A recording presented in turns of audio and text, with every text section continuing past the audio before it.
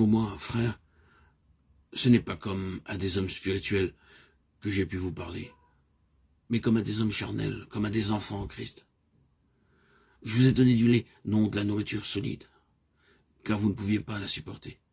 Et vous ne le pouvez pas même à présent, parce que vous êtes encore charnel. 1 Corinthiens 3, 1, 2. Le chrétien charnel ne grandit pas, il reste enfant en Christ. Les chrétiens de l'église de Corinthe auraient dû être des adultes, capables de prendre une nourriture solide.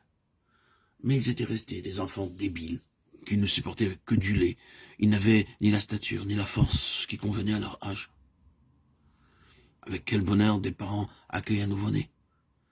Mais si l'enfant ne se développe pas normalement, si son cerveau ou son corps restent ceux d'un bébé, quelle douleur inexprimable pour eux. Quelle joie dans le ciel lorsque la famille de Dieu est augmentée par la naissance d'une âme humaine. Mais comme le Père Céleste doit souffrir de ce que tant de ses enfants restent à l'état de nouveau-né. Chers amis, frères et sœurs en Christ, bien-aimés auditeurs, auditrices, êtes-vous encore en enfance spirituelle ou êtes-vous devenu adulte? Pour répondre à cette question, il faut savoir d'abord ce qui caractérise un bébé. Un bébé dépend entièrement d'autrui et s'attend à être le centre de son petit monde. Il absorbe le temps et les soins de ceux qui l'entourent.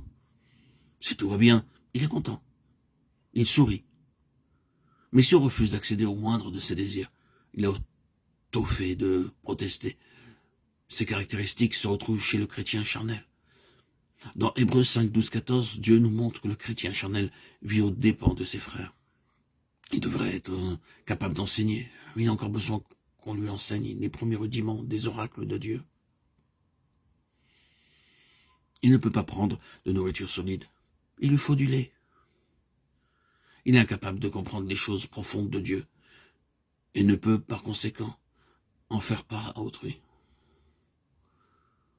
Pourquoi les chrétiens de Corinthe étaient-ils des enfants? Paul nous le dit au début de la première lettre qu'il leur écrivit. Il se laissait conduire par des hommes estimant la sagesse humaine supérieure à celle de Dieu. Il préférait la paille au froment, essayant de se rassasier avec ce qui ne nourrit pas. La plupart des chrétiens ne cherchent pas leur nourriture dans la parole de Dieu, n'attendent pas du Saint-Esprit le pain d'effort. Ils s'adressent à des hommes et absorbent sans contrôle tout ce qu'on leur donne. De tels chrétiens sont des parasites. Ils deviennent anémiques et débiles. Dans cet état de faiblesse, toutes les maladies de l'âme ont prise sur eux. Ils sont une proie facile à la mauvaise humeur, à l'orgueil, à l'impureté, à l'égoïsme.